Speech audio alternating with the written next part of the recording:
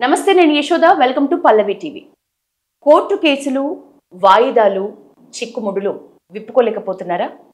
నిజానికి ఇట్లాంటివి చాలా సుదీర్ఘ కాలం పాటు కొనసాగుతూనే ఉంటాయి. అది మనందరికీ తెలుసు.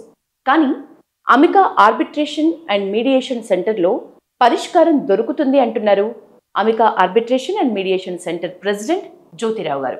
30 ఏళ్ల పాటు సుదీర్ఘ అనుభవం ఉన్న మేడం అసలు ఆర్బిట్రేషన్కి, మీడియేషన్కి డిఫరెన్స్ ఏంటి, ఎలాంటి కేసులు వీళ్ళని సంప్రదించాలి, మనతో మాట్లాడడానికి ఉన్నారు రెడీగా.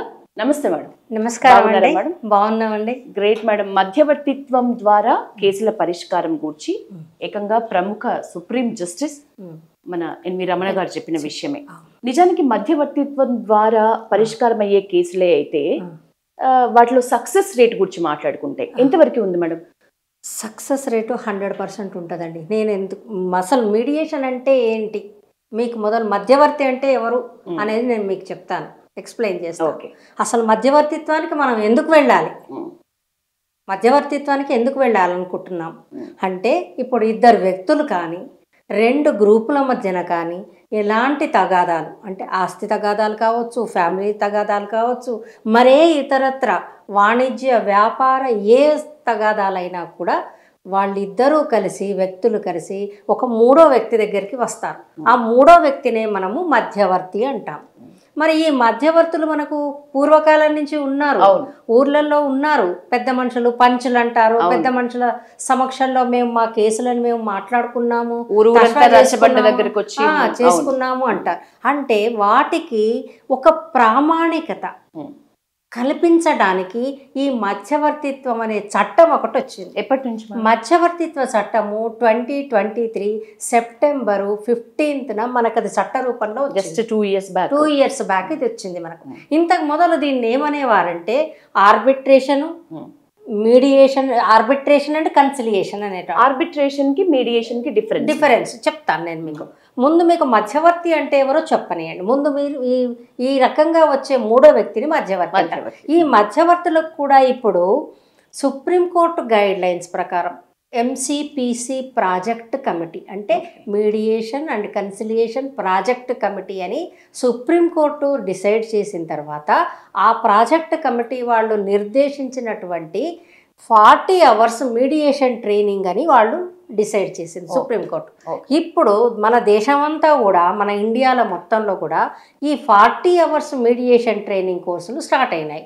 ఇవి కోర్టుల పరంగా కూడా ఉన్నాయి, ప్రైవేట్ ఇన్స్టిట్యూషన్స్ ఇస్తున్నాయి, like Amika and IAMC and other institutions like Kerala and Poona and Bombay, Delhi. నిజానికి తక్కువ ఉన్నది.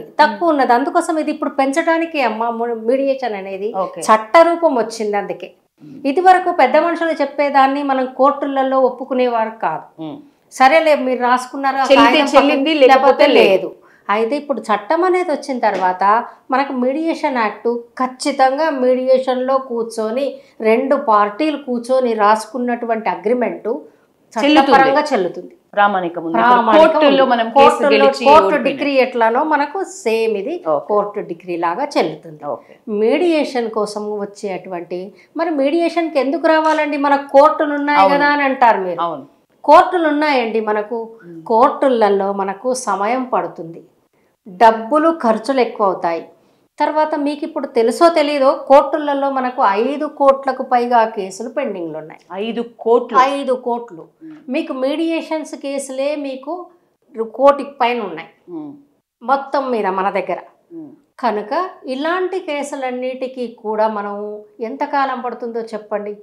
సరే, కోర్టులకు వెళ్ళారు, వెళ్ళిన తర్వాత ఏమవుతుంది, ఒక పార్టీ విన్ అవుతుంది, ఒక పార్టీ లూజ్ అవుతుంది.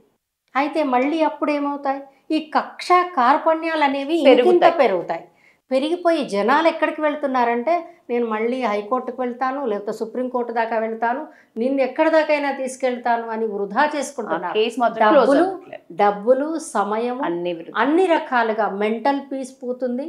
2 పార్టీలు కూలీ చేసుకునే వాళ్ళ మధ్యనే అనుకోండి, వాళ్ళ ఎంప్లాయర్స్కి ఉన్న ప్రాబ్లం కూడా వాళ్ళు ఏం చేస్తారంటే, నాకు డబ్బులు ఇవ్వట్లేడు, నాకు నెలనాళ్ళ, నాకు ఇంతవరకు కూలీ డబ్బులు ఇవ్వలేదు నా మేనేజ్మెంట్ నాకు అని అంటే, వాడు ఈ పని చేసుకొని వాడి ఇంటిని గడుపుకుంటాడా, లేకపోతే కోర్టుల చుట్టూ తిరుగుతాడా? అదొకటి. దానికోసమనే మనకు మధ్యవర్తిత్వం అనేది వచ్చింది చట్ట రూపంగా. ఎవరెవరు సభ్యులుగా ఉంటారు దీంట్లో? మధ్యవర్తిలో ట్రైన్డ్ మీడియేటర్స్ ఉంటారు. ఓకే. ట్రైన్డ్ మీడియేటర్స్ అంటే LLB చేసిన వాళ్ళు, లేకపోతే ఇది CA కానీ అదర్ ఏ స్ట్రీమ్ నుంచి అయినా గ్రాడ్యుయేట్ అయిన వాళ్ళు 40 hours మీడియేషన్ ట్రైనింగ్ చేసిన తర్వాత వాళ్ళని సర్టిఫైడ్ మీడియేటర్లుగా గుర్తిస్తాం. ఓకే. ఇది కోర్టులలో ఉంది, మీకు ప్రైవేట్ సంస్థలు లైక్ అమికా లాంటివి కూడా ఉన్నాయి. ఓకే. మా దగ్గర కూడా మేము మీడియేషన్లో 40 hours ట్రైనింగు మేము ఏప్రిల్ 9th 2021 అమికా అనే సంస్థను నేను స్థాపించిన. ఓకే.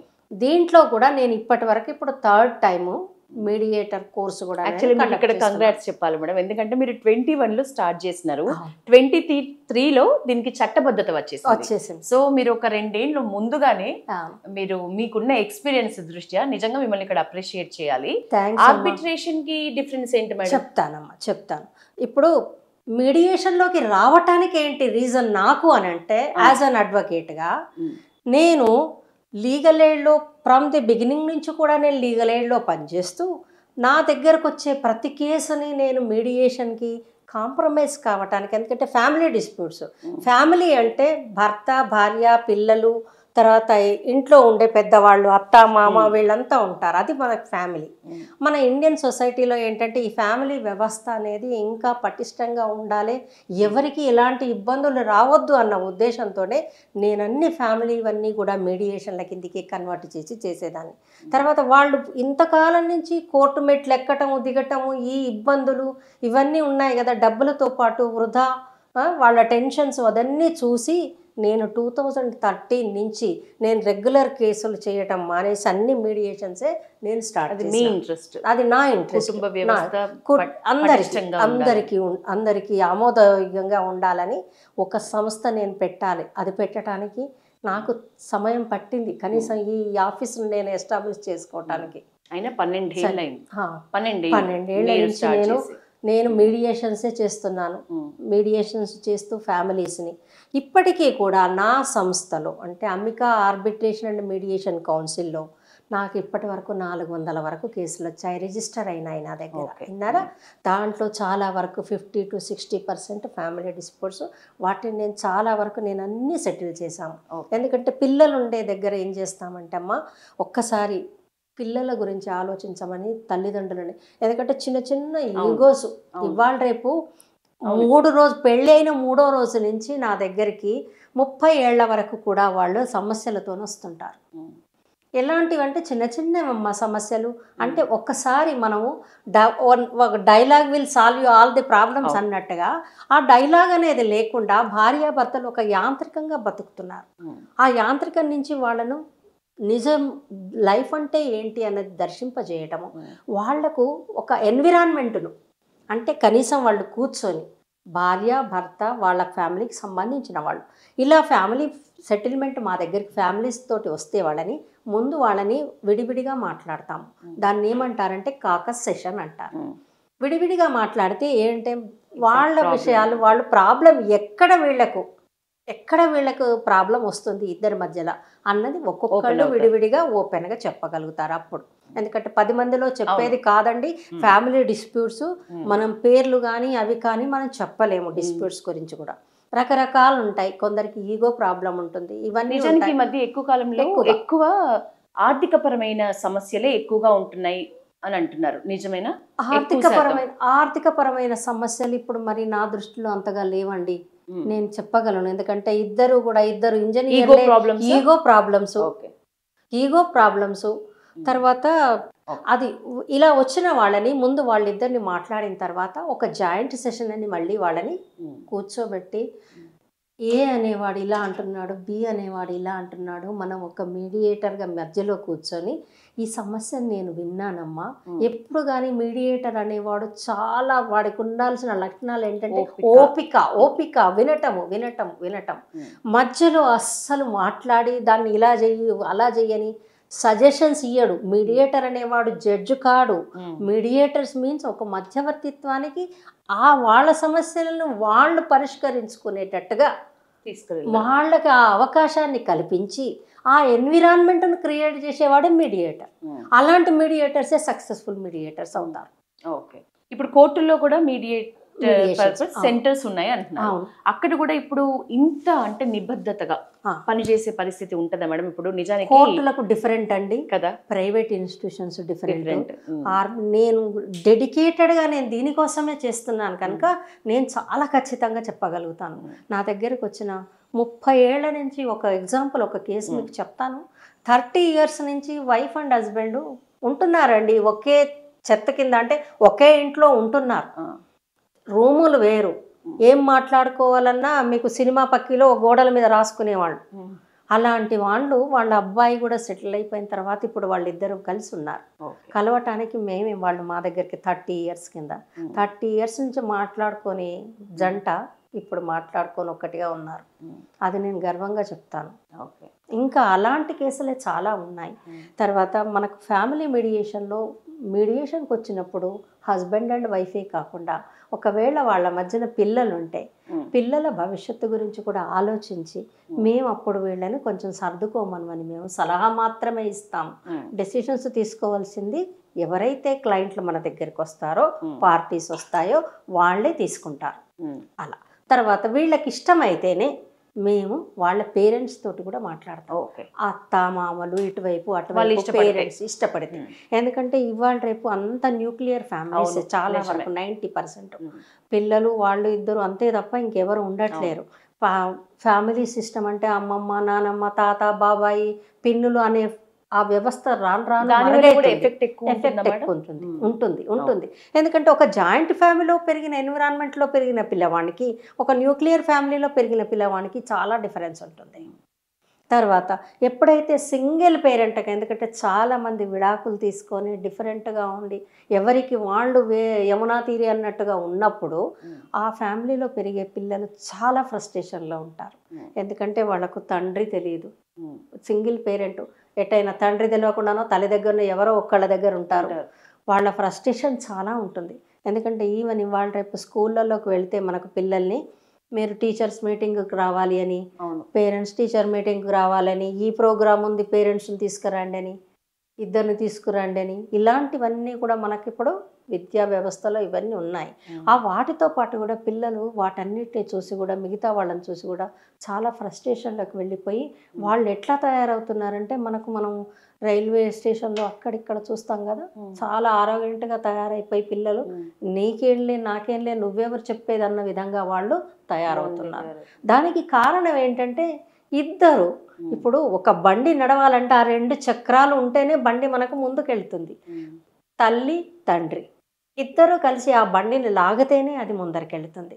ఎంతసేపు నువ్వు డబ్బులు సంపాదించావా లేకపోతే డబ్బులు నీదెంతుంది నాదెంతుంది అనేది కాకుండా ఇక్కడ మనము అన్న ఉద్దేశం రావాలి. ఎవరికే కానీ ఏ ఫ్యామిలీలో కానీ మనము అన్నది లేకపోతే అది నీది నాది దగ్గరనే బేరీజ్ వేసుకొని కోర్టుల దాకా వచ్చి కేసులు వేసుకొని ఒక్కొక్కళ్ళ మీద డొమెస్టిక్ వైలెన్స్ కేసు, తర్వాత maintenance case, divorce case, 498A కేసులు, ఇంకేమన్నా ఉంటే రేపు కేసులు, ఇంకా చీటింగ్ కేసులు, ఇవన్నీ కూడా ఒక్కొక్క వ్యక్తి మీద ఒక 7-8 కేసులు వేసుకుంటున్నారు. ఒకళ్ళ మీద ఒకళ్ళు వేసుకొని అడ్వకేట్ల చుట్టూ తిరగటం, కోర్టుల చుట్టూ తిరగటం. వీటన్నిటికంటే కూడా గవర్నమెంట్ కానీ ఇప్పుడు మన చట్టం చేసింది కూడా అందుకోసమే కనుక అందరూ కూడా ఇండియాలో ఉన్న వాళ్ళే కానీ అబ్రాడ్ కానీ ఎవరైనా. ఇంకా మీకు ఒక విషయం చెప్పాలి, నాకు అబ్రాడ్లో ఉన్న ఆస్ట్రేలియా వాళ్ళు, అమెరికా నుంచి వాళ్ళు నైట్ టైమ్స్ నాకు వాళ్ళ టైమింగ్స్లో కాల్స్ చేస్తారు. ఏంటంటే ఫ్యామిలీ డిస్ప్యూట్స్ కోసం. మా ఆవిడ ఇక్కడ ఉందండి, ఇట్లా చేస్తుంది, మాకు ఒక కౌన్సిలింగ్ కావాలి, మాకు మీరు ఎట్లా చెప్తారు, ఏ టైంలో మిమ్మల్ని కాంటాక్ట్ చేయాలి, వాళ్ళు కూడా అడుగుతారు. వాళ్ళకి కూడా నేను సలహాలు ఇస్తుంటాను. అది ఆర్బిట్రేషన్ అంటే చెప్తాను. ఆర్బిట్రేషన్ అనేది కోర్టులలో కానీ లేకపోతే లైక్ అమెరికా లాంటి సంస్థలకు వచ్చినా ఎక్కడికి వచ్చినా కూడా 2 పార్టీలు కలిసి వచ్చి మీ సంస్థకు మేము వచ్చినాము, మాకు ఒక ఆర్బిట్రేటర్ని మీరు అపాయింట్ చేయండి. ఏది ప్రాపర్టీ డిస్ప్యూట్ కానీ ఫ్యామిలీ డిస్ప్యూట్స్ కానీ. ఫ్యామిలీ డిస్ప్యూట్స్ అంటే మనకు ప్రాపర్టీకి సంబంధించినవి, తర్వాత కమర్షియల్ డిస్ప్యూట్స్, ఏవైనా చెక్ బౌన్స్ కేసులు కానీ, లైక్ మీకు ఒక బిల్డర్ మీకు మీ దగ్గర డబ్బులు తీసుకొని మీకు ఇంతవరకు ప్లాట్ మీ పరం చేయలేదు అన్నది ఉంటుంది కదా, సివిల్ కేసెస్ కానీ క్రిమినల్ కేసులు అంటే మేడం మీకు ఇక్కడ చెప్పాల్సింది ఖచ్చితంగా రేపు మర్డర్ కేసులు తప్ప 320 ప్రీవియస్ సెక్షన్స్ చెప్తున్నాను, 320 సిఆర్పిసిలో ఉన్న కాంపౌండబుల్ కేసులన్నీ కూడా అన్ని మీడియేషన్స్కి రావచ్చు. మీడియేషన్ అండ్ కన్సిలియేషన్ దీనికి రావచ్చు. మర్డర్ అండ్ రేప్ మిగతా అన్ని కేసులు మీరు 420 కేసులు ఇప్పుడు 3 చట్టాలు మళ్ళీ వాటిని పేర్లన్నీ మార్చారు కదా, ఈ కొత్త చట్టాలలోకి వచ్చినాయి. కానీ కొన్ని సీరియస్ క్రైమ్ అయిపోయినాయి. ఇప్పుడు 420 అయితే ఇప్పుడు చాలా సీరియస్గానే తీసుకుంటున్నారు క్రైమ్ కనుక అది డిఫరెంట్. మనకి ఇద్దరికి రేప్ కేసులలో కూడా మనకు 1-2 సెక్షన్స్ మాత్రమే 376, 377 అవి మాత్రమే ఉండేది. ఇప్పుడు చాలా ఏబిసిడి ఎఫ్జిహెచ్ అని అవన్నీ వచ్చాయి. పోషా యాక్ట్లో కానీ మీకు డిఫరెంట్ యాక్ట్ డొమెస్టిక్ వైలెన్స్లో కానీ ఇవన్నీ కూడా డిఫరెంట్గా వచ్చాయి. విషయానికి సంబంధించి మేడం ఒకళ్ళు మీడియేటర్గా ఉంటారు. ఆర్బిట్రేషన్కి సంబంధించి ఆర్బిట్రేషన్ ప్యానల్ అని ఉంటుందమ్మా. దాన్ని ఇప్పుడు మనకు 2 సంస్థలు 2 కంపెనీలు ఎవరైనా ఏ అండ్ బి 2 కంపెనీలు ఒకవేళ కోర్టు దాకా వెళ్ళి కోర్టుకు ఒక అప్లికేషన్ పెట్టుకొని వాళ్ళు కంప్లైంట్ అక్కడ పెట్టుకొని మాకు ఒక ఆర్బిట్రేటర్ని అపాయింట్ చేయండి, మాకు ఇద్దరికి ఒప్పందమైన ఆర్బిట్రేటర్ అంటే కొందరు ఆర్బిట్రేటర్స్ లిస్టుని ఇస్తుంది కోర్టు. అయితే విన్నారా, కోర్టు లిస్ట్ ఇస్తుంది. ఆ లిస్టులో మీరు ఆర్బిట్రేటర్లను ఎంచుకోండి. దాంట్లో అమౌంట్ని బట్టి మేడం అమౌంట్ కొన్ని ల్యాక్స్లలో క్రోర్స్లలో ఉందనుకోండి. ఇప్పుడు మనకు లైక్ ఎగ్జాంపుల్ మనకి ఇక్కడ భగీరథ వేసినప్పుడు పైప్ లైన్లు వేసినప్పుడు వాళ్ళ కంపెనీ ఒకటి ఉంటుంది, గవర్నమెంట్ ఒకటి ఉంటుంది, మీడియేటర్ మళ్ళీ తర్వాత దాన్ని కాంట్రాక్టర్ వేరే ఉంటారు. ఇట్లా ఇంతమంది కలిసి చేస్తారు కనుక వీళ్ళందరూ ఏం చేస్తారంటే వాళ్ళ అమౌంట్ని బట్టి వాళ్ళు 3 మెంబర్లని ఆర్బిట్రేటర్లుగా నియమిస్తారు. అమౌంట్ ఎక్కువ ఉంటుంది. వాళ్ళ రూల్ ఏంటి మేడం? వాళ్ళ రూల్ ఏంటంటే వాళ్ళు కూడా ఆర్బిట్రేషన్లో ఆర్బిట్రేషన్ సర్టిఫికేట్ ఆర్బిట్రేషన్ ఏడిఆర్ సిస్టమ్స్లో వాళ్ళు నిష్ణాతులై ఉండాలి. లైక్ మీడియేషన్లో ఇదివరకే మనం ఎవరినైనా కూర్చోబెట్టేవాళ్ళు. ఇది కోర్టులలో కూడా ఇప్పుడు ఏమవుతుందంటే ఆర్బిట్రేషన్ కేసులు మనం వేసిన తర్వాత అక్కడ కూడా అవి కూడా ఏళ్ల తరబడి తిరుగుతున్నారు. మీకు ఇక్కడికి వచ్చారనుకోండి ఏ ప్రైవేట్ సంస్థకైనా ఇక్కడ కూడా ఆర్బిట్రేటర్స్ లిస్ట్ ఉంది. ఆర్బిట్రేషన్లో మీకు మీ దాన్ని బట్టి మీకు సింగిల్ ఆర్బిట్రేటర్ కావాలన్నా లేకపోతే బెంచ్ కావాలా. బెంచ్ అంటే 3 మెంబర్స్ 1, 3, 5 ఇట్లా ఉంటారు ఆర్బిట్రేటర్స్. దాన్ని బట్టి వాళ్ళకి ఎట్లా ఉంటుందంటే ఆర్బిట్రేషన్లో వచ్చేదాన్ని ఏమంటామంటే మనము అవార్డు అంటాం, ఆర్బిట్రేషన్ అవార్డు అంటాం. మీడియేషన్లో సెటిల్మెంట్, మీడియేషన్ అగ్రిమెంట్ అంటాం. ఇది చెల్లుతుంది, అది చెల్లుతుంది. ఆర్బిట్రేషన్లో మనం పెద్ద పెద్ద కంపెనీస్ తీసుకున్నట్లయితే వాళ్ళకి సంబంధించినవి వాళ్ళన్నీ కూడా కోర్టు ప్రొసీజర్స్ ఎలా ఉంటుందో, కోర్టులో ఎట్లా ఉంటుందంటే మనం ఒక కంప్లైంట్ ఇస్తాము, మళ్ళీ మనల్ని పిలుస్తారు, పిలిచి మనది విన్న తర్వాత మీరు ఆ అపోజిషన్ వాళ్ళకి అడ్వకేట్ పెట్టుకుంటారా లేదా అని వాళ్ళని అడుగుతారు, వాళ్ళకి కాగితాలు ఇవ్వటము, ఇదంతా సేమ్ లైక్ మీకు కోర్టు ప్రొసీజర్ మీకు ఎలా జరుగుతుందో ఆర్బిట్రేషన్ ప్రొసీజర్ అంత పర్ఫెక్ట్గా ఉంటుంది. ఆర్బిట్రేషన్ అవార్డు వన్స్ డిసైడ్ అయిందంటే అది ఫైనల్, అంతే ఫైనల్. ఎప్పుడైనా మీరు మళ్ళీ కోర్టులకు ఎందుకు వెళతారు, ఆర్బిట్రేషన్ అయిపోయిన తర్వాత అవార్డు వచ్చిన తర్వాత కూడా దాంట్లో ఏమవుతుందంటే ఎవిడెన్సులు తీసుకోవటం. కోర్టులో మనం ఎట్లా ఛార్జ్ మీద ఆర్గ్యూ చేయటము, ఎవిడెన్సులు తీసుకోవటము, ఎవిడెన్స్ మీద ఫైనల్ ఆర్గ్యుమెంట్స్ ఏంటి, ఇవన్నీ కోర్టు ప్రొసీజర్ ఎలా నడుస్తుందో అలాగే ఆర్బిట్రేషన్ కూడా ఉంటుంది. కానీ మీడియేషన్కి ఏంటంటే మీడియేషన్లో ప్రతిదానికి గోప్యత ఉంటుంది, సీక్రెట్గా. ఇప్పుడు మనకు కోర్టు ఆర్బిట్రేషన్ అనేది మనకు అంతా తెలిసిపోతుంది. మీడియేషన్లో మనం ఏది చెప్పినా కానీ ఇప్పుడు నాతో ఒక మీడియేటర్గా నాతో మాట్లాడారు ఒక ఫ్యామిలీ అంటే అది నాలోనే ఉంటుంది. ఎందుకు అని అంటే మళ్ళీ మమ్మల్ని ఎక్కడ కూడా కోర్టు కూడా అడగదు మమ్మల్ని. మీడియేషన్ అగ్రిమెంట్ రాసుకున్న తర్వాత మీరు ఏం మాట్లాడినరు, వాళ్ళతో ఏం సమస్యలు ఉన్నాయన్న దాని గురించి కూడా కోర్టు కూడా అదే అడిగే అధికారాలు కోర్టుకు లేవు ఈ విషయంలో. ఇక్కడ ఏళ్ల తరబడి సాగి సాల్వ్ అవ్వాల్సిన కేసులు మీడియేషన్ సెంటర్ కి వచ్చిన, ఆర్బిట్రేషన్ దగ్గరికి వచ్చిన త్వరితగతిన కోర్టుతో పోలిస్తే త్వరితగతిన క్లోజ్ అవుతున్నాయి. అట్లాంటప్పుడు దాన్ని బట్టే ఫీజులు కూడా చాలా ఎక్కువగా ఉంటున్నాయని ఒక అపోహ ఉంది.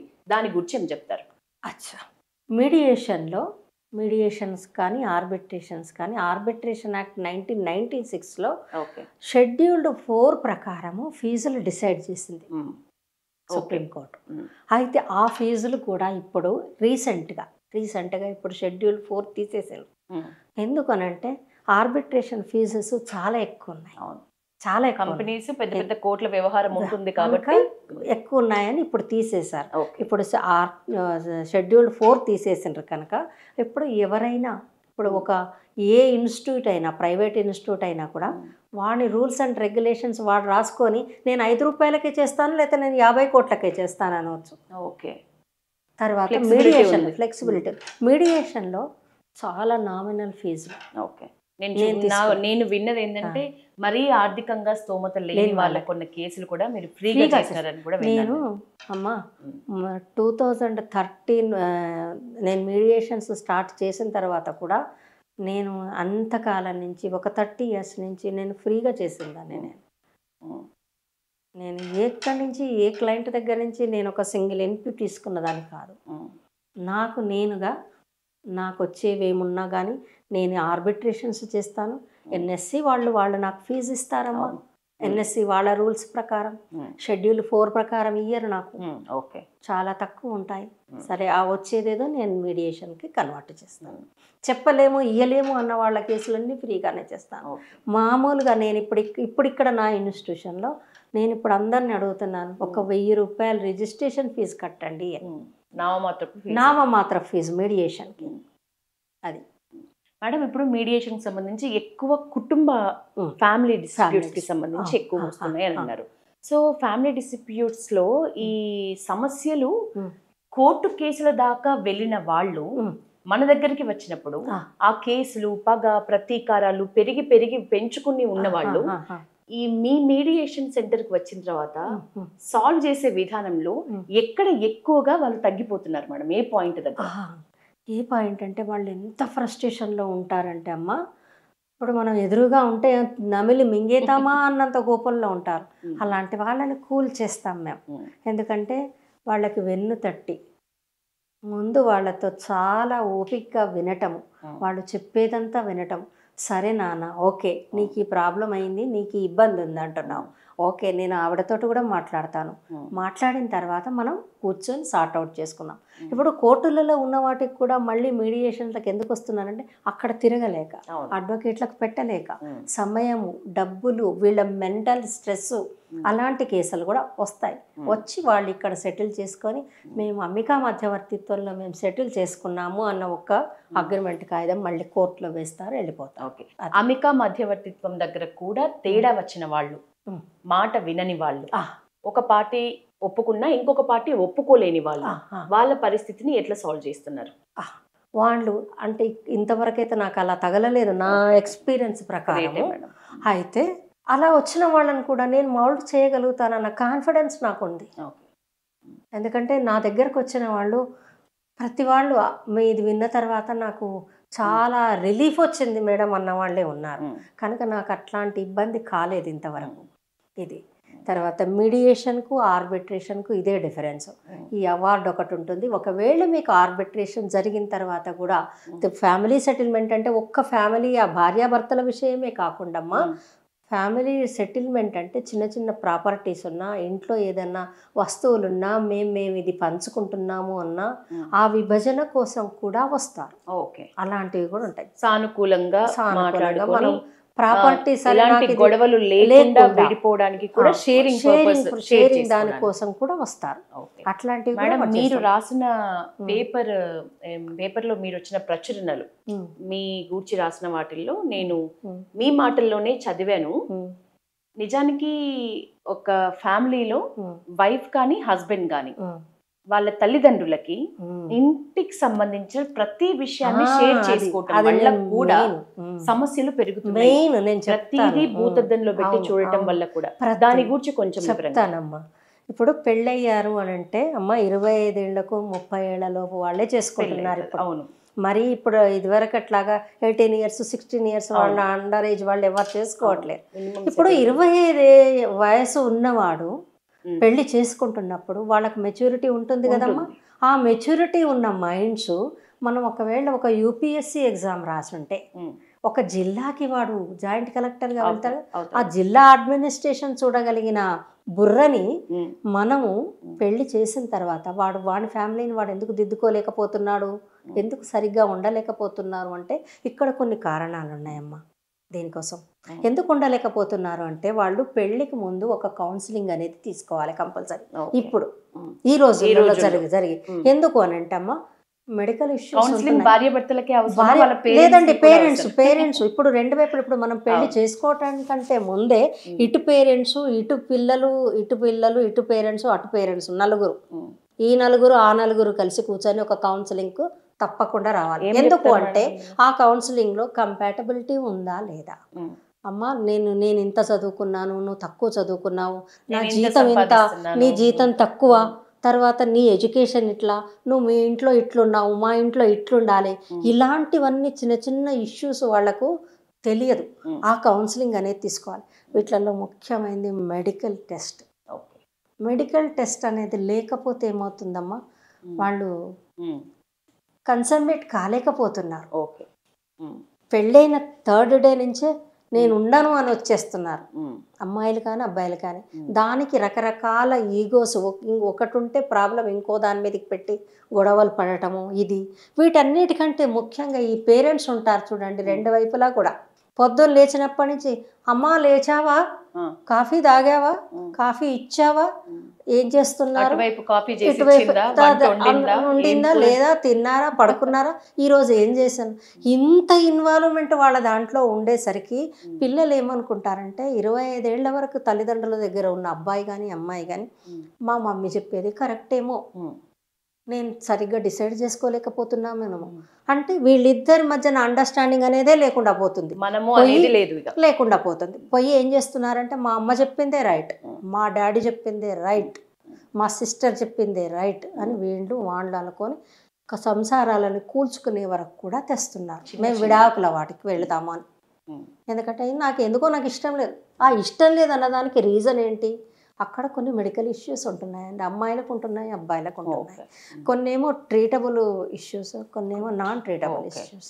అలాంటప్పుడు మనం ఏ అమ్మాయిని కానీ అబ్బాయిని కానీ ఇబ్బంది పెట్టి బలవంతంగా కాపురాలు చేయించవచ్చు. అలాంటప్పుడు వాళ్ళు విడాకులు తీసుకోవటమే మంచిది. ఎందుకంటే ఎవరి లైఫ్ వాళ్ళు లీడ్ చేయొచ్చు. ఒకవేళ ట్రీట్మెంట్ తీసుకుంటే తగ్గుతుంది అని అనుకుంటే ట్రీట్మెంట్ ఇప్పించి ఇద్దరు కలిసి ఉండొచ్చు. అట్లా సాల్వ్ చేసుకోవచ్చు. ఇదండి తల్లిదండ్రుల ఇన్వాల్వ్మెంట్ చాలా తగ్గించాలి. ఎందుకంటే ఒక స్టేట్ అడ్మినిస్ట్రేషన్, ఒక డిస్ట్రిక్ట్ అడ్మినిస్ట్రేషన్ చూడగలిగిన కెపాసిటీ ఉన్న పిల్లలని మనం అనవసరంగా మన దాంట్లోకి లాగి ప్రతిదాన్ని మనం భూతద్దంలో పెట్టి చూసినట్టే చూస్తున్నాము. తల్లిదండ్రులకు అవగాహన లేకనా, లేకపోతే నిజానికి చదువు లేకపోవటం వల్లనా, ఎందుకు అవుతున్నది అంటే తల్లిదండ్రులు అయితే ఆ స్టేజ్ దాటి కొంచెం ఏజ్ ఎక్కువ ఉన్న వాళ్ళు అర్థం చేసుకోవాల్సిన పరిస్థితి కలిగిన వాళ్ళు, కానీ వాళ్ళ ద్వారా కూడా వాళ్ళ వల్ల కూడా ప్రాబ్లమ్స్ క్రియేట్ అవుతున్నాయి అని అంటే లోపం ఎక్కడ ఉందంటే తల్లిదండ్రులు కూడా సరే ఆ తల్లిదండ్రులు కూడా ఏంటంటే ఇలాంటి ఫ్యామిలీ డిస్ప్యూట్స్ ఏ ఫ్యామిలీలోనైనా ఉంటున్నాయమ్మా, చిన్న చిత్తక ఏదో ఒకటి ఉంటాయి కామన్. కొందరు అడ్జస్ట్ అవుతూ వస్తారు, కొందరు కాలేరు, కొందరు విడిగా ఉంటారు. ఇది వాళ్ళ పర్సెప్షన్ అంతే. ఆ పర్సెప్షన్ ఏం చేస్తున్నారంటే వాళ్ళు దాన్ని మేము ఇదంతా చేసి దాటుకొని వచ్చాం కదా, రేపు నా పిల్లకి ఇది రావద్దు అంటే రావద్దు అంటే అసలు ఆ ప్రాబ్లం రాకముందే నువ్వు క్రియేట్ చేస్తున్నావే. అది చేయటానికి ఏంటంటే వీళ్ళకి అవగాహన లేకపోవడం. తల్లిదండ్రులు కూడా ఆలోచించాలి. ఎప్పుడు కానీ మనం ఈరోజు మేము ఇన్ని కోట్లు పెట్టి అంటే ఇన్ని లక్షలు, ఇప్పుడైతే పెళ్ళికి మేము ఉంటున్నాం 60 lakhs 70 lakhs 1 crore పెట్టాను ప్రీ వెడ్డింగ్ షూట్స్ అటండి. అవన్నీ నా దగ్గరకు వచ్చి చెప్తుంటుంటే అమ్మో ఎంత ఖర్చు పెట్టావు నాన్న నువ్వు అని అంటుంది. అయితే వాళ్ళందరూ ఏం చేస్తున్నారు, ఇన్నిటి మీద ఖర్చు పెడుతున్నారు కదమ్మా. ఒక్క కౌన్సిలింగ్ తీసుకోండి మీరు పెళ్లి కంటే మొదలు మెడికల్ ఎగ్జామినేషన్ ఒకటి, కంపాటబిలిటీ ఉందా లేదా, నీ స్టేటస్ నా స్టేటస్ అని పెట్టుకోకుండా మీరు ఎక్కడ ఉన్నారు, ఇవాళ ఒక్క రోజే మనం ఇంత ఖర్చులు పెట్టి డమడమా నేను ఇంత ఖర్చు చేసి వీళ్ళకి ఇన్ని గిఫ్ట్లు ఇచ్చాను, ఇన్ని గిఫ్ట్లు వీళ్ళకి ఇచ్చాను కాకుండా, అమ్మ రేపు నెక్స్ట్ లైఫ్ మీరు లీడ్ చేయాలి.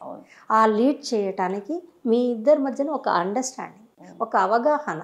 మీరు పెళ్ళి కాగానే పిల్లల్ని కనకండి వెంటనే. ముందు మిమ్మల్ని మీరెవరు అర్థం చేసుకోండి. ఎంత సమయం ఇవ్వాలంటారు మేడం? At least 1 or 2 years.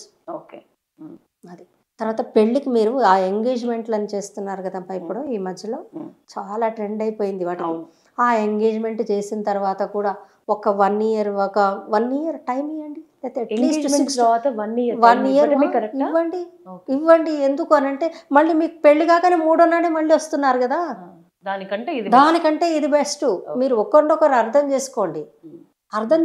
ఎందుకంటే ఒక ఎంగేజ్మెంట్ తర్వాత ఎంగేజ్మెంట్కి ఒక రకంగా నటిస్తారు, ఎంగేజ్మెంట్ తర్వాత ఒక 6 months అన్న కనీసం 1 year కాకపోతే 6 months అన్న గ్యాప్ ఇవ్వండి, మినిమం ఇవ్వండి. ఇచ్చి, ఎందుకంటే 1 నెల నటిస్తారు, 2 నెలలు నటిస్తారు, 6 నెలలు నటించలేడు కదా, అది మనకు తెలిసిపోతుంది. అమ్మాయి కానీ అబ్బాయి కానీ ఆ నటన అనేది కొంతకాలమే, కొద్ది రోజులే మెయింటైన్ చేయగలుగుతారు, దాన్ని లైఫ్ లాంగ్ ఆ నటించలేరు. కనుక ఇది సినిమా కాదు. మనం ఇంత ఖర్చులు పెట్టి చేసుకుంటున్నప్పుడు కౌన్సిలింగ్ తీసుకోండి.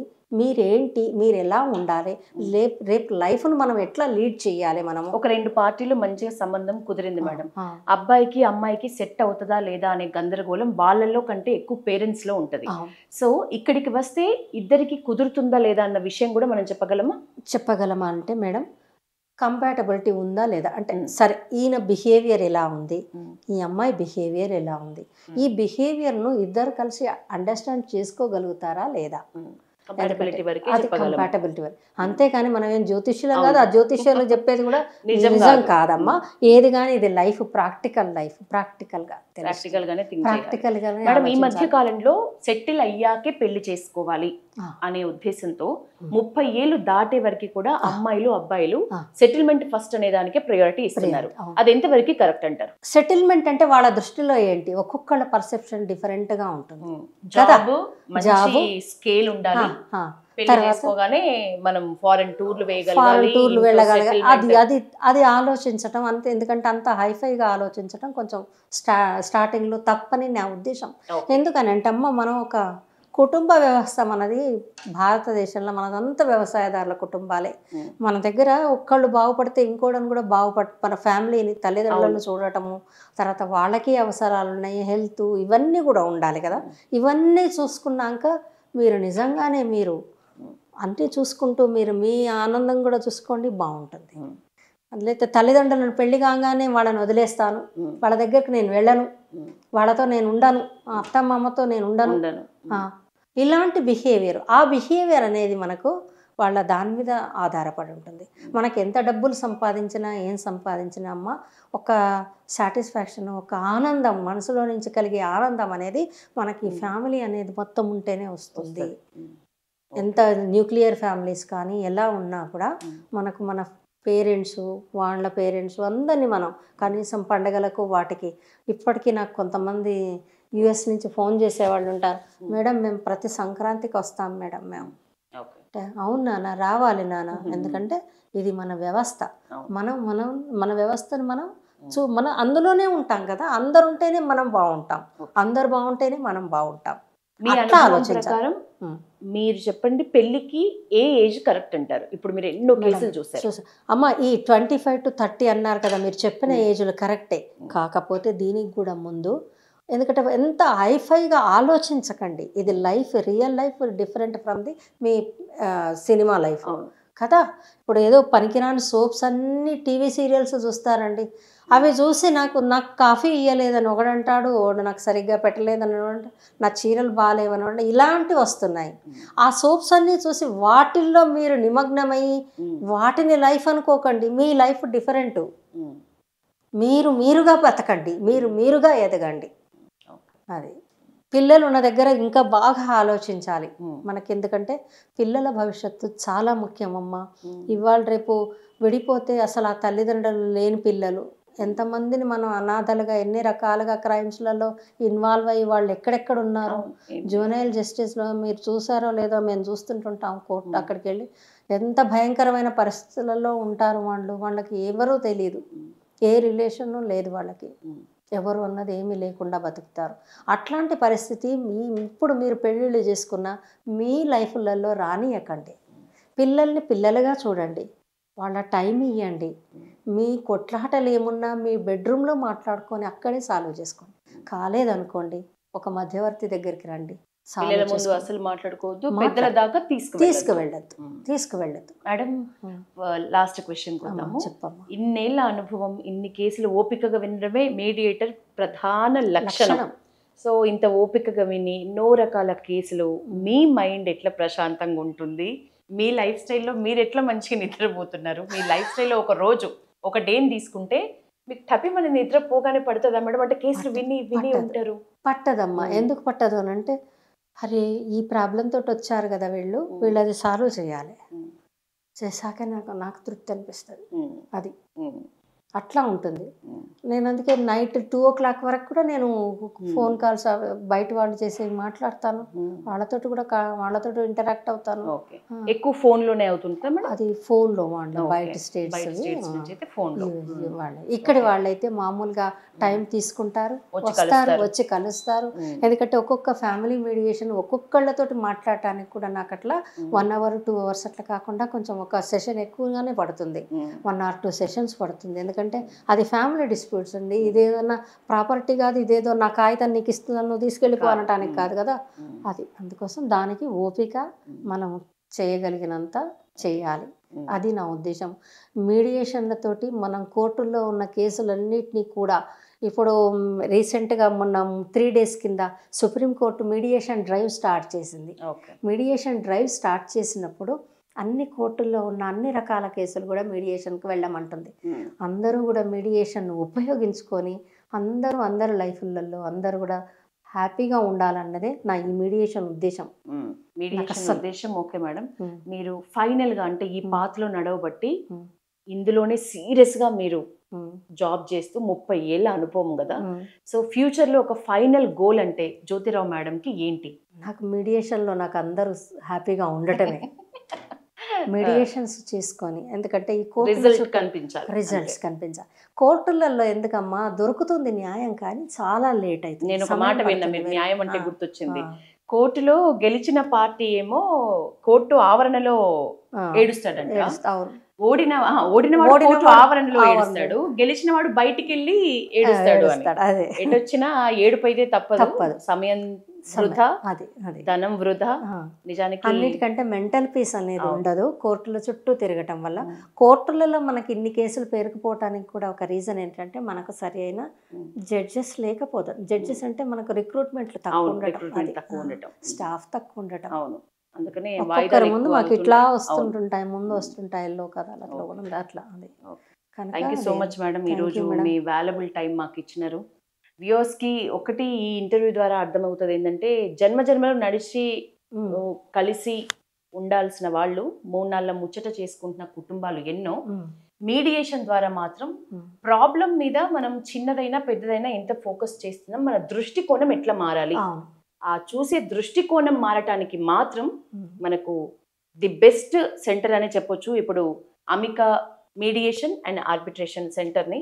సో ఇది వనస్థలిపురంలో కేంద్రీకృతమే ఉంది. కావాలనుకున్న వాళ్ళకి కింద మేము స్క్రీన్ మీద నంబర్ ఉంటుంది, సో మీరు దాన్ని చూసి దీన్ని సంప్రదించాలి, ఇక్కడికి వస్తే మా ప్రాబ్లం సాల్వ్ అవుతుంది, అట్లీస్ట్ మా దృష్టికోణం మార్చుకోవటానికైనా మేము ప్రయత్నించాలి అనుకునే వాళ్ళు తప్పకుండా అమిక ఆర్బిట్రేషన్ అండ్ మీడియేషన్ సెంటర్కి రావాలని మనస్ఫూర్తిగా కోరుతూ, పల్లవి టీవీ వాళ్ళ కోసం ఈరోజు మీ వాల్యుబుల్ టైం ఇచ్చినారు. Thank you so much. Thanks అమ్మా.